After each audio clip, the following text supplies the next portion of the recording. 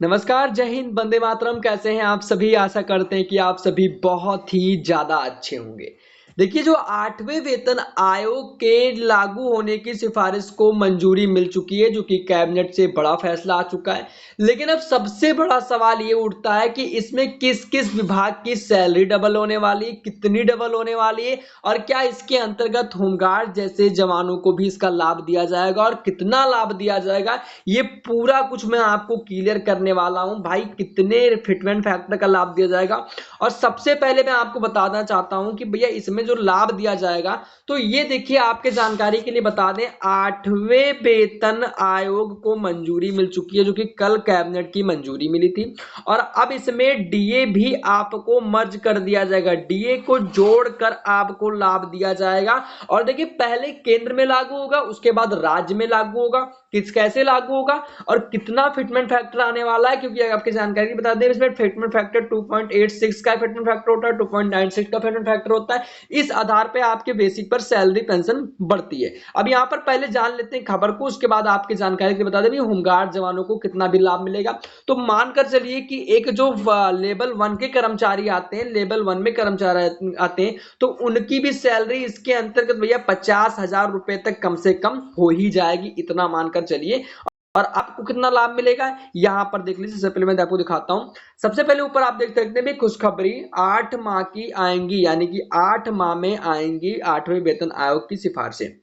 अब 1 जनवरी 2026 से लागू होंगी सिफारिशें और बढ़े वेतन का भुगतान 2027 अंत तक संभव है। बिल्कुल। अब यहाँ पर देखिए, केंद्र सरकार के 50 लाख कर्मचारी और 69 लाख पेंशनरों के लिए 8वें वेतन आयोग की प्रक्रिया का कदम और बढ़ गई है। सरकार ने मंगलवार को आयोग की टर्म्स ऑफ रेफरेंस का यानी नियम एवं शर्तों को मंजूरी दी है।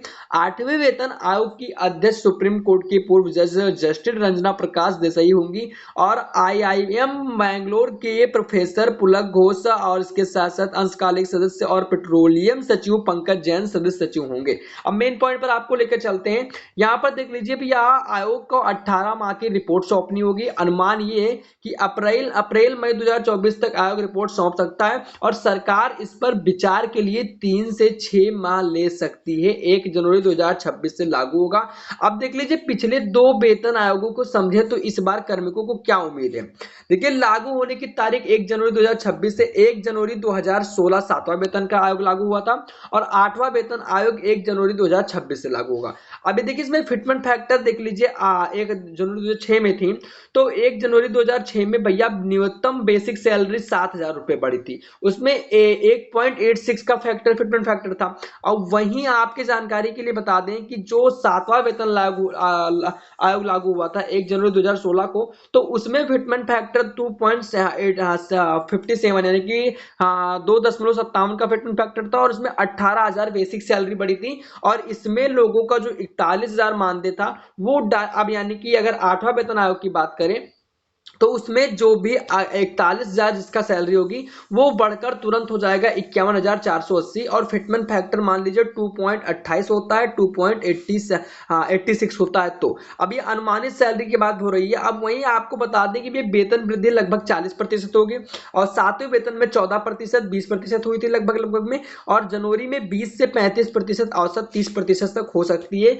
वहीं महंगाई भत्ता देखें तो 22% महंगाई के समय के विचार हुआ था और इस वक्त 53% 2024 तक हो गया था। अब जीरो से रिसेट याद बाद में बढ़ेगा। अब उसके साथ साथ यहाँ पर अगर मैं बात करूं कि भैया आपके भत्ते में, तो भैया HRTA में संशोधन होगा और इसके साथ साथ HRTA हो गया, HRTA संशोधन प्लस नई सुविधा भी मैट्रिक्स और सरलीकरण आएंगे, यानी कि नई सुविधाएं आएंगी। इसके साथ साथ नई कुछ चीजें आएंगी। अब इसके साथ साथ प्रभावित क्षेत्र में देखिए, केंद्रीय और राज्य कर्मचारी के अंतर्गत जो भी आते हैं, तो केंद्र में पहले लागू होगा, राज्य में बाद में लागू होगा। तो केंद्र व राज्य कर्मचारी का जो भी बेसिक सैलरी होगी उस आधार पे उनको पैसे मिलेंगे। अब इसमें देख लीजिए, सबसे पहले आपकी जानकारी के लिए बता दें कि जो भी यहां पर आयोग के लिए नए नियम है, शर्त मायने क्या रखी है। देखिए, पहला नियम तो यह है कि अर्थव्यवस्था, वित्तीय व्यवस्था के प्रबंधन तथा खर्च और राजस्व पर संतुलित की आवश्यकता होगी। मायने रखती है कि वेतन वृद्धि और चर्चाओं पर सरकार का जोर वेतन और वित्तीय व्यवहारिकता संतुलन पर रहेगा, यानी कि जिस हिसाब से अर्थव्यवस्था के आधार पर उनके मानदेय वेतन वृद्धि में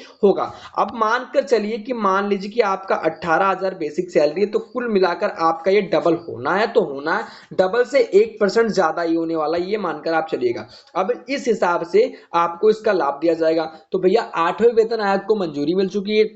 राज्य के अंतर्गत देखिए होमगार्ड कैसे आते हैं, चलिए आपकी जानकारी बता दें भैया। सुप्रीम कोर्ट के फैसले के अनुसार होमगार्ड को भी लाभ दिया जाएगा कि वो राज्य के अंतर्गत जो भी सुविधाएं मिलेंगी उनको भी इसका लाभ दिया जाएगा। SISC यानी कि सुप्रीम कोर्ट ने फैसला अभी जल्दी दिया था, मैंने आप लोग को ऑलरेडी बता रखा है।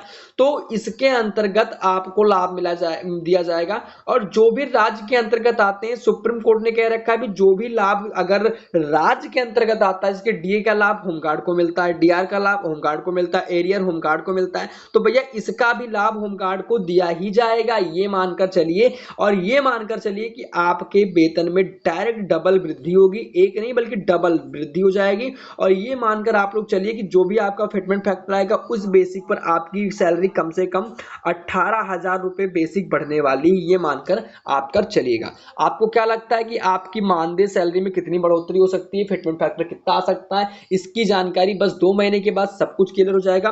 बाकी जानकारी ये थी। वीडियो पसंद आया हो तो वीडियो को लाइक करें, चैनल को सब्सक्राइब करें। मिलते हैं अपने किसी नए वीडियो में, तब तक के लिए जय हिंद, वंदे मातरम।